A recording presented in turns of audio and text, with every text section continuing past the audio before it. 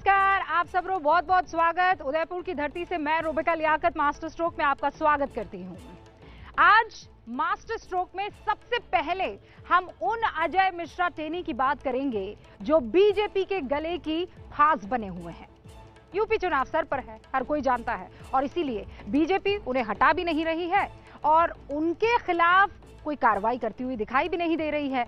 दूसरी तरफ आप विपक्ष की स्ट्रैटेजी देख लीजिए। वो टेनी को हटाए जाने के मुद्दे पर इस कदर हमलावर है कि संसद चलने नहीं दे रहे हैं। लोकसभा और राज्यसभा में आम आदमी के टैक्स का करोड़ों रुपया इस वक्त बर्बाद हो रहा है। लेकिन आज सबसे बड़ा सवाल ये उठ रहा है कि अजय मिश्रा टेनी है कहां? बुधवार शाम करीब 7 बजे अजय टेनी दिल्ली पहुंचे थे, हमें यह खबर मिली थी। एयरपोर्ट से वो सीधे अपने सरकारी आवास पर नहीं पहुंचे क्योंकि वहां पर हम लोग इंतजार कर रहे थे। गुरुवार सुबह करीब 10:20 पर वो पीछे के गेट से गृह मंत्रालय पहुंचते हैं। करीब 10:40 पर वो मंत्रालय में पहले से ही प्रस्तावित एक बैठक को संबोधित करते। 10:40 वक्त था। इस बैठक से करीब 50 मिनट बाद यानी 11:30 बजे अपने कमरे में वो दोबारा पहुंचते और करीब 12:25 पर टेनी गृह मंत्रालय के पीछे ही वाले गेट से निकल जाते हैं। तब से लेकर अब तक 35 घंटे बीत चुके हैं, लेकिन कोई उनका अभी तक पता चल ही नहीं पाया है। कोई ये जवाब देने को तैयार नहीं है कि मंत्री इस वक्त है कहां। सवाल यह है कि वो छिप क्यों रहे हैं? ऐसा कौन सा काम कर लिया मंत्री जी ने? संसद नहीं जा रहे हैं, ना मंत्रालय जा रहे हैं, ना ही अपने घर पर मौजूद है कहां टेनी? मास्टर स्ट्रोक की कवर स्टोरी आज इसी पर।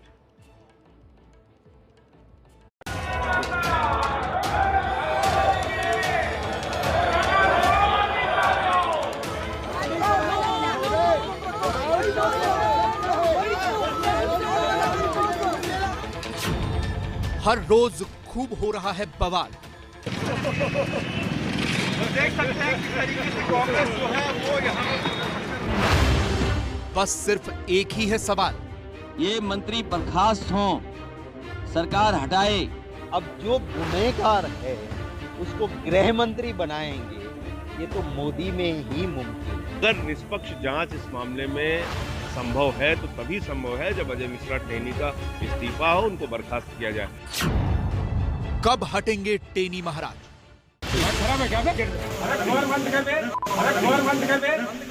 ऐसे यही जो हमारे मीडिया वाले हैं ना, यही उन्होंने एक निर्दोष आदमी के लिए बनाया। देश के राजनीतिक गलियारों का यह सबसे बड़ा सवाल है कि लखीमपुर खीरी के बाहुबली बीजेपी के सांसद और केंद्रीय गृह राज्य मंत्री अजय मिश्रा टेनी महाराज कब हटाए जाएंगे। उनकी वजह से देश की संसद नहीं चल पा रही। आम आदमी के टैक्स के करोड़ों रुपए का नुकसान हो रहा है।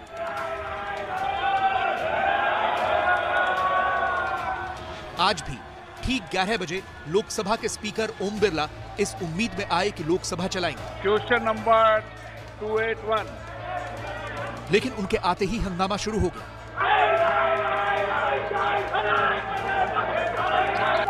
लेकिन आप नई परंपरा डाल रहे हैं, नारेबाजी और तख्तियों की। ये परंपराएं उचित नहीं है।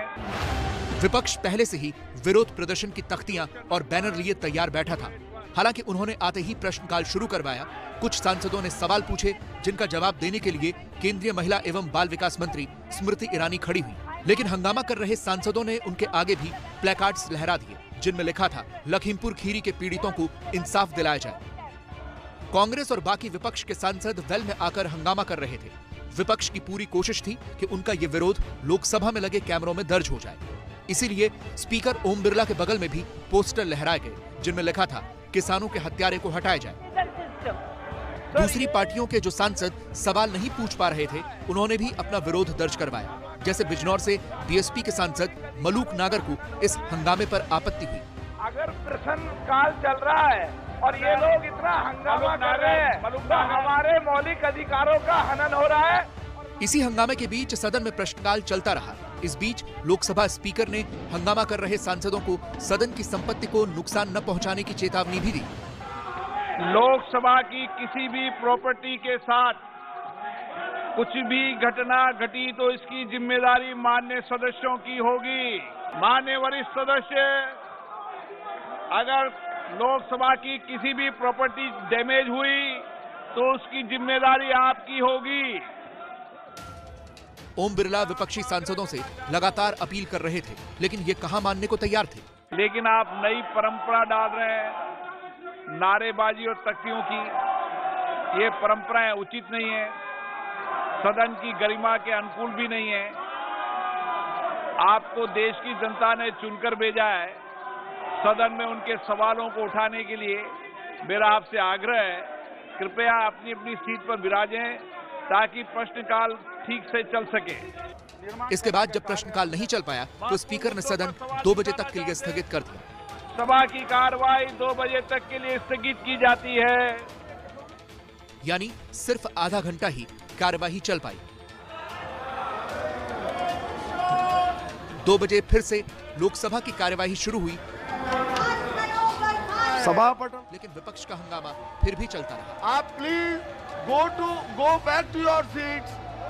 बहुत महत्वपूर्ण कार्य का निष्पादन संसद में हो रहा है, लोकसभा में हो रहा है, आप कृपया करके सहयोग करें। वेल में आकर विपक्षी सांसद हल्ला कर रहे थे। इन हालात में लोकसभा चलानी मुश्किल हो रही थी, इसलिए सिर्फ 23 मिनट ही कार्यवाही चली और सदन स्थगित करना पड़ा। सभा की कार्यवाही सोमवार दिनांक 20 दिसंबर 2021 को प्रातः 11 बजे तक के लिए स्थगित की जाती है। उधर राज्यसभा में आज हंगामा तो नहीं हुआ, लेकिन केंद्रीय गृह राज्य मंत्री के बहाने सत्ता पक्ष और विपक्ष की तकरार को देखते हुए सदन स्थगित कर दिया गया। राज्यसभा के सभापति का कहना था कि दोनों पक्ष एक राय हों। I had a talk with the leader of the House and also some senior members of the opposition. I would like to appeal to each one of you, please arrive at some sort of consensus to see that the House functions normally.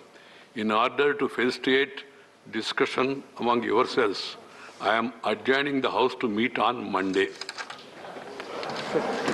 Mishra Teni को लेकर विपक्ष इस वजह से भी हमलावर है क्योंकि अजय मिश्रा टेनी उत्तर प्रदेश से आते हैं। उत्तर प्रदेश जहां पर अगले साल की शुरुआत में ही होने हैं विधानसभा चुनाव। ऐसे में विपक्ष इस मुद्दे को अपने हाथ से नहीं जाने देना चाहता, क्योंकि विपक्ष को भी पता है कि जैसे जैसे चुनाव नजदीक आएंगे इस मुद्दे पर सरकार को घेरने का उनके पास एक सुनहरा मौका होगा। विपक्ष हमलावर है और आरोप लगा रहा है कि अगर टेनी को हटाया नहीं गया तो जांच प्रभावित कर सकते हैं। बीजेपी कह रही है कि मामला अदालत में है, इसलिए कुछ नहीं कह सकते। लखीमपुर खेरा का इशू को रखना चाहते थे, एसआईटी रिपोर्ट के ऊपर बहस करना चाहते थे, इसलिए हम चाहते थे कि जो मिनिस्टर है रिजाइन दे, और क्यों प्रधानमंत्री जी उसको प्रोटेक्ट कर रहे हैं तो वो इमीडिएटली उनको निकालना चाहिए। अगर उस गद्दी पे बैठे तो आप इंक्वायरी को इन्फ्लुएंस कर सकते हो। जो है वो किसकी निगरानी में हो रही है? कांग्रेस पार्टी या बीजेपी की निगरानी में तो जांच नहीं हो रही है, कार्रवाई तो नहीं हो रही है, कोर्ट की निगरानी में हो रही है, तो उस पर तो विश्वास करो भैया। जिस डर से बीजेपी अजय मिश्रा को हटा नहीं रही है वो होना शुरू हो गया है। अखिलेश यादव ने रायबरेली में आज टेनी का मुद्दा बड़े जोर शोर से उठाया और ये भी पूछा कि लखीमपुर बुलडोजर कब जाएगा। लखीमपुर कैसे भूल जाओगे आप, जब किसान निकले अपने हक और सम्मान के लिए लड़ाई लड़ रहे थे। किसान आंदोलन करने निकले और वहां के गृह राज्य मंत्री के बेटे और उनके समर्थकों ने किसानों को जीप से कुचल दिया।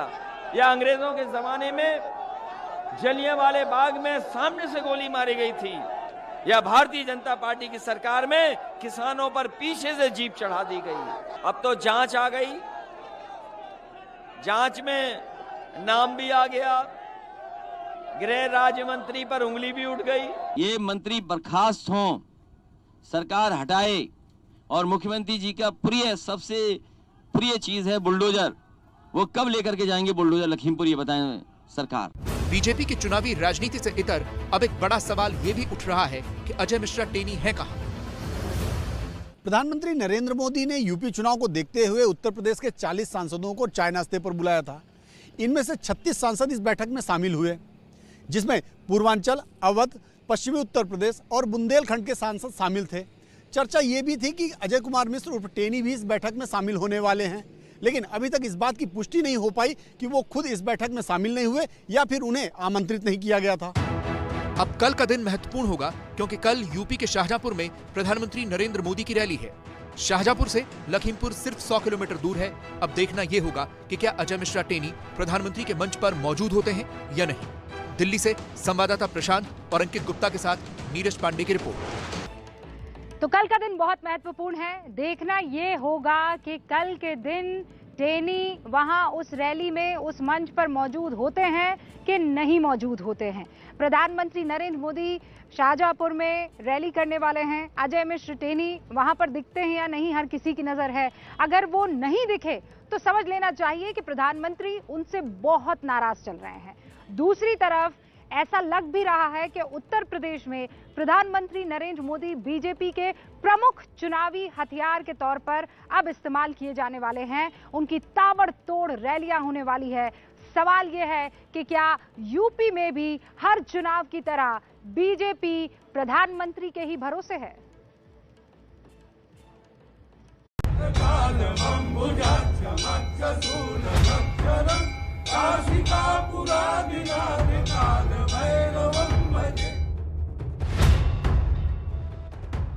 ये तस्वीरें सिर्फ 4 दिन पहले की हैं, जब प्रधानमंत्री नरेंद्र मोदी ने वाराणसी में बाबा विश्वनाथ कॉरिडोर का उद्घाटन किया था। और अब सिर्फ 10 दिनों में प्रधानमंत्री नरेंद्र मोदी 4 बार यूपी आने वाले हैं। 18 से 28 दिसंबर के बीच प्रधानमंत्री मोदी 4 बार यूपी आएंगे। सबसे पहले 18 दिसंबर को शाहजहांपुर में गंगा एक्सप्रेस वे की आधारशिला रखेंगे। फिर 21 दिसंबर को प्रयागराज जाएंगे। 23 दिसंबर को एक बार फिर अपने संसदीय क्षेत्र वाराणसी जाएंगे और 28 दिसंबर को कानपुर मेट्रो का लोकार्पण करेंगे। प्रधानमंत्री नरेंद्र मोदी के इन ताबड़तोड़ दौरों को लेकर आरोप लग रहा है कि बीजेपी आला कमान को यूपी के नेतृत्व पर भरोसा नहीं है। यूपी में लगातार 5 साल तक सरकार चलाने के बाद भी अब चुनाव से ऐन पहले प्रधानमंत्री नरेंद्र मोदी के चेहरे को फ्रंट फुट पर लाकर चुनाव की तैयारी में जाना पड़ रहा है।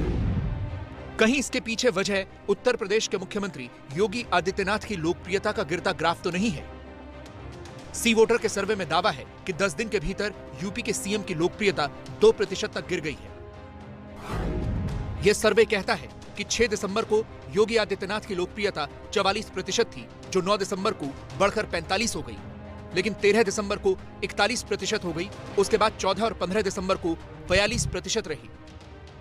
अखिलेश यादव की लोकप्रियता बढ़ रही है। 6 से 9 दिसंबर के बीच वो 31% थी, जबकि 13, 14 और 15 दिसंबर को उनकी लोकप्रियता 34% है। इसी तरह से मायावती की लोकप्रियता 16% से घटकर 14% हो गई है। ये ग्राफ बता रहा है कि सीएम के तौर पर अखिलेश की लोकप्रियता बढ़ रही है। बीजेपी पर अखिलेश यादव लगातार हमलावर भी हैं। जहां तक सवाल बुल और बुलडोजर का है, उत्तर प्रदेश की जनता आज परेशान है। क्या कोई कल्पना कर सकता है कि योगी सरकार में जिंदा गायों को दफना दिया जाए? आज गाय हर गांव में भूखी टहल रही हैं, उनको खाने का इंतजाम नहीं किया। जब हजारों करोड़ आपने गाय की सेवा के लिए दिया है तो गाय भूखी क्यों है? क्या अखिलेश के इन्हीं तेवरों को देखते हुए बीजेपी के चुनावी कैंपेन को हिंदुत्व की तरफ आना पड़ा है? दोनों हाथ ऊपर उठाइए, बजरंग बली की मुट्ठी भींचे और प्रचंड आवाज से बोलिए, जय श्री राम, जय जय श्री राम। केंद्रीय गृह मंत्री अमित शाह आज लखनऊ में थे, जहां निषाद पार्टी और बीजेपी की एक संयुक्त रैली थी। अमित शाह ने अपनी और यूपी की सरकार के काम गिनाए, लेकिन राम मंदिर और काशी विश्वनाथ का जिक्र भी किया।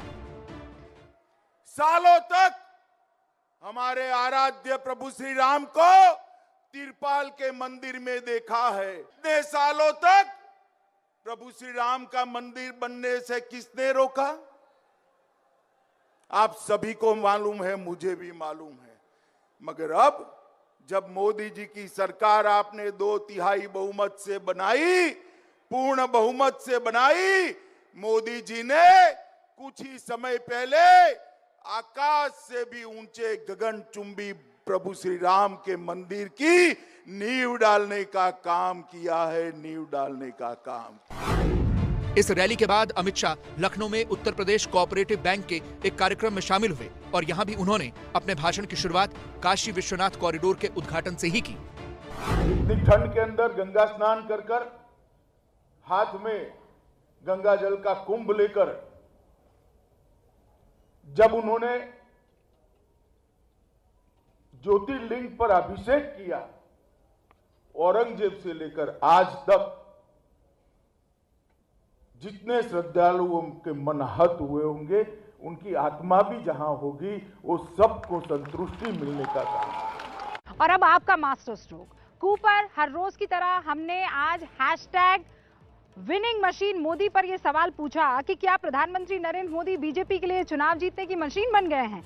तो इसमें कू यूजर हैं पलाश गैन, जिन्होंने आज एक शानदार ट्वीट किया, माफ कीजिएगा कू किया है। उन्होंने लिखा है कि मोदी जी विनिंग मशीन है या नहीं ये तो बोलना मुश्किल है, फिर भी पार्टी में जब तक मोदी जी हैं तब तक वो पार्टी को जितवाने की कोशिश पूरे दमखम से करेंगे, क्योंकि वो जिस तरह से अटके और भटके हुए कामों को बिना थके हारे पूरा कर रहे हैं, लगता है कि सच में मोदी जी एक मशीन ही है।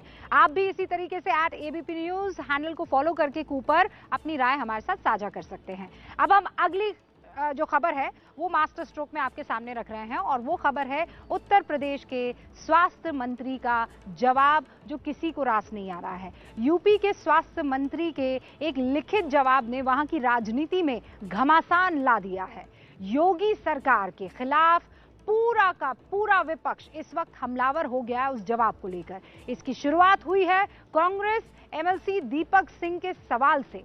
विधान परिषद में ये सवाल पूछा गया कि बताइए ये जो मौतें हुई वो कैसे हुई। जवाब हेल्थ मिनिस्टर ने जब प्रताप सिंह ने लिखित रूप में दिया तो वो हैरान करने वाला था। यूपी में ऑक्सीजन की कमी से किसी की भी जान नहीं गई, उन्होंने ये कहा। इसके बाद योगी सरकार के विरोधी ये कह रहे हैं कि ऑक्सीजन की कमी से होने वाली मौत पर कैसे झूठ बोल रही है योगी सरकार।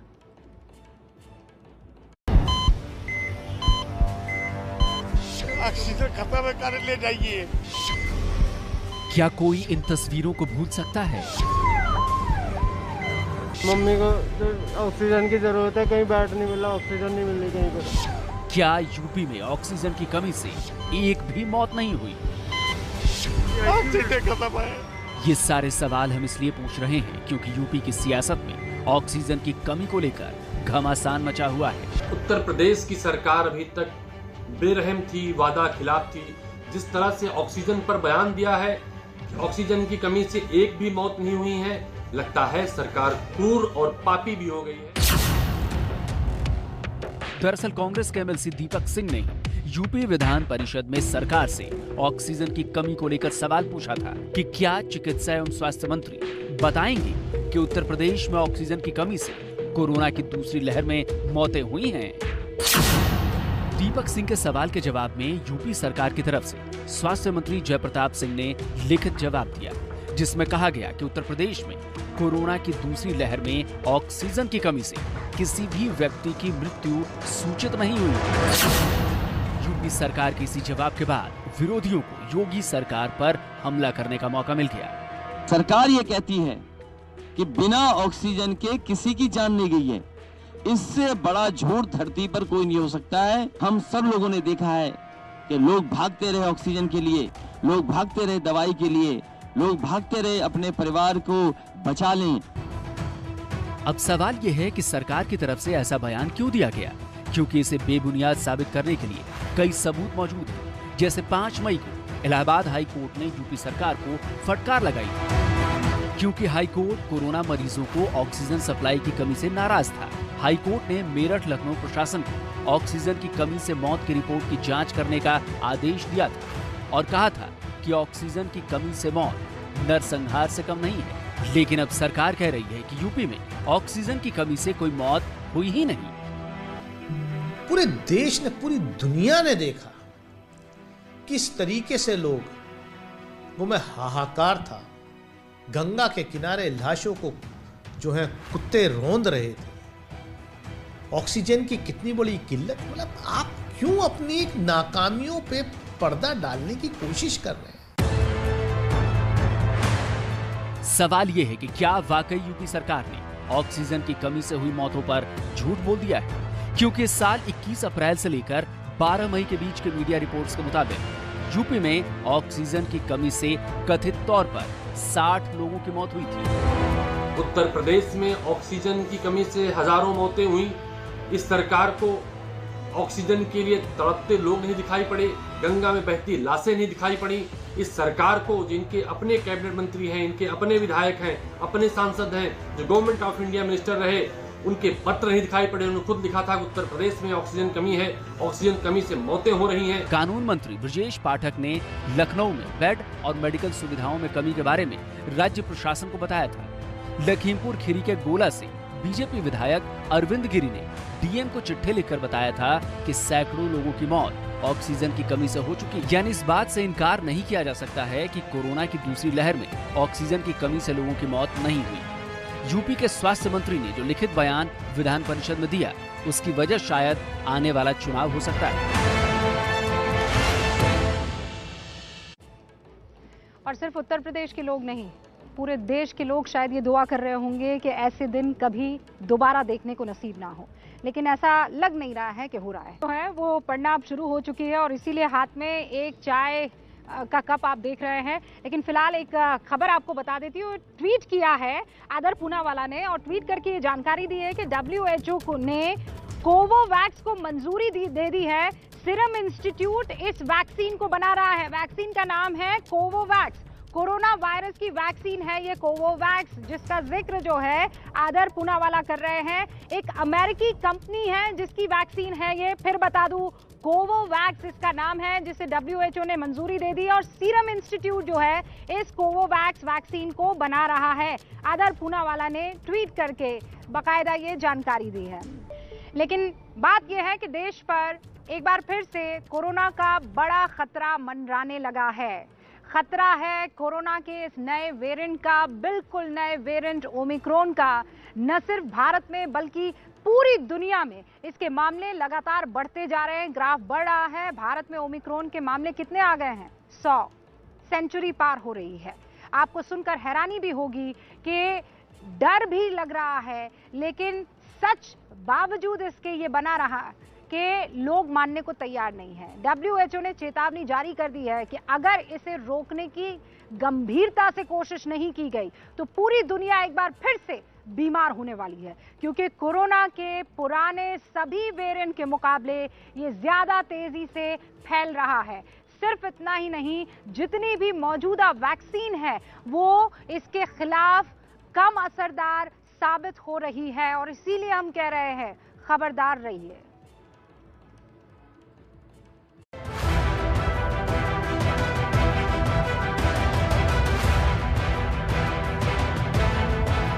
ग्यारह स्टेट्स में 101 केस अब तक नोट किए जा चुके हैं।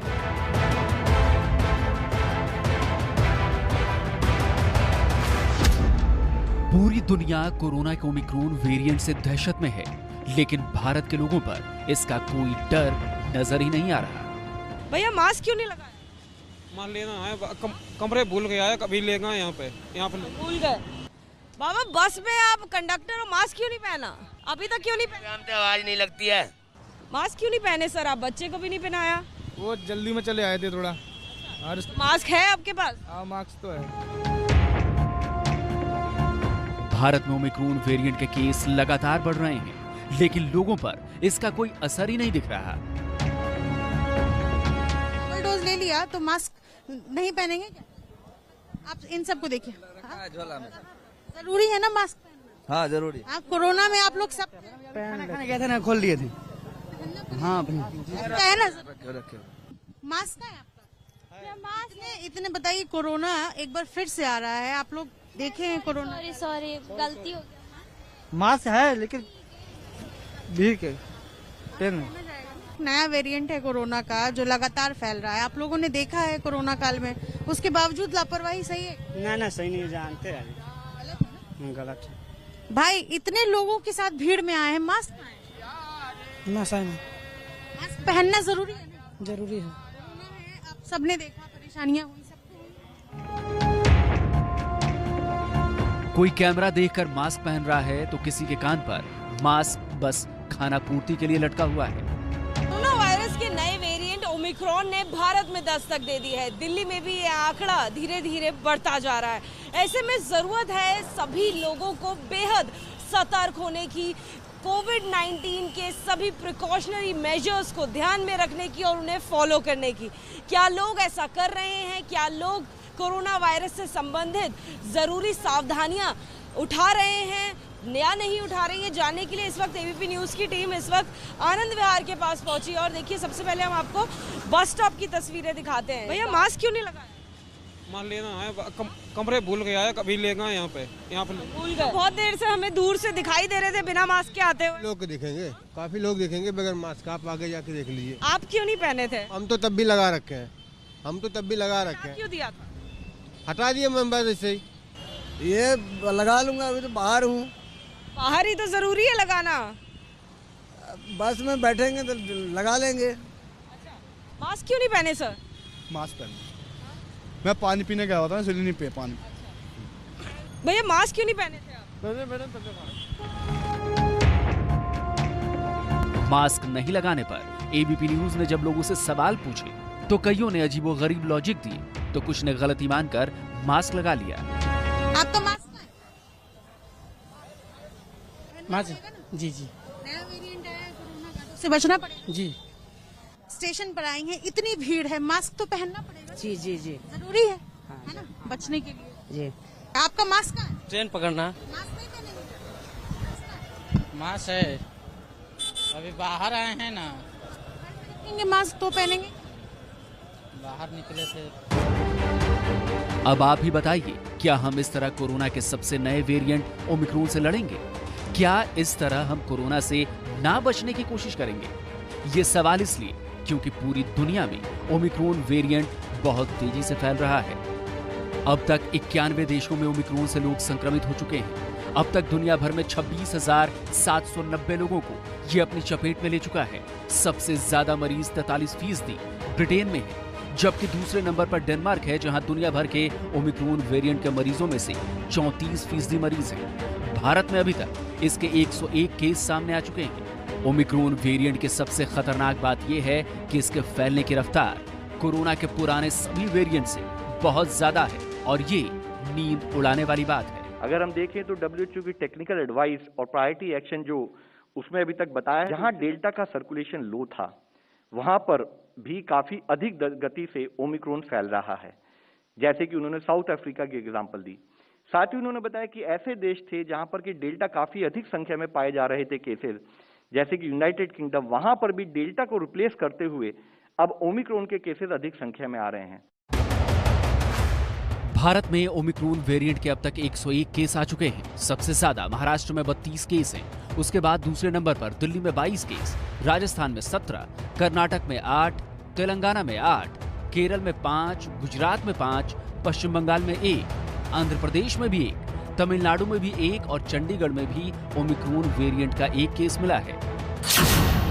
देश की जनसंख्या के हिसाब से इतने केस कुछ ज्यादा नहीं लग रहे हैं, लेकिन एक बार अगर इसका कम्युनिटी स्प्रेड शुरू हो गया तो फिर इसे रोकना बेहद मुश्किल होगा। इसीलिए वर्ल्ड हेल्थ ऑर्गेनाइजेशन यानी WHO की तरफ से भी बार बार कहा जा रहा है कि ओमिक्रॉन वेरिएंट को लेकर लापरवाही भारी साबित हो सकती है।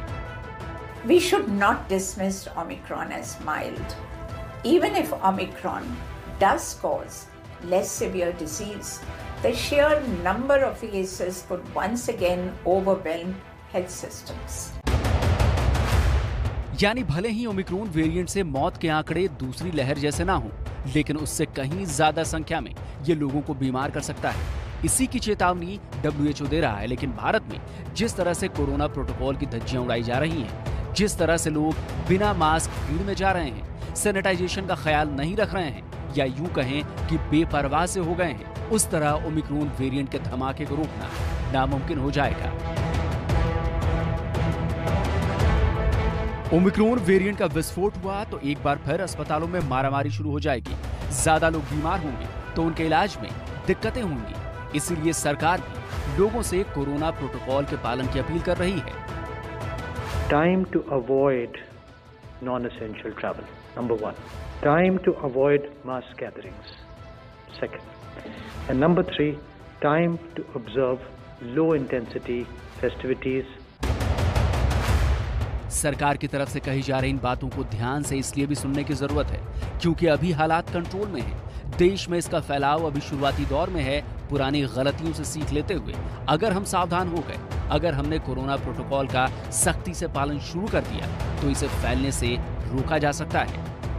19 जिले देश में अभी भी ऐसे हैं जहां पर कि हाई स्प्रेड ऑफ इन्फेक्शन देखा गया है, in terms of the fact कि वहां पर वीकली पॉजिटिविटी 5 से 10% के बीच में है, जिसमें केरला में 9 जिले हैं, मिजोरम में 5 जिले हैं, नागालैंड, राजस्थान, सिक्किम, अरुणाचल प्रदेश और वेस्ट बंगाल में 1 जिला ईच, जहां पर कि 5 से 10% के बीच केस पॉजिटिविटी नोट की जा रही है।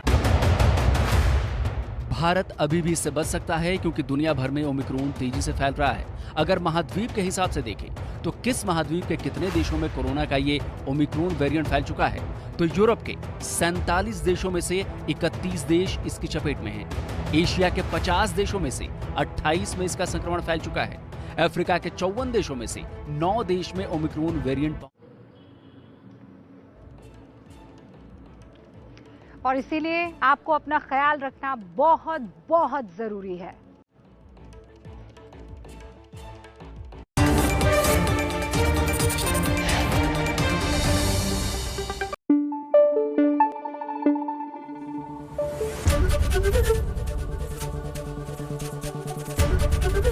एबीपी न्यूज आपको रखे आगे।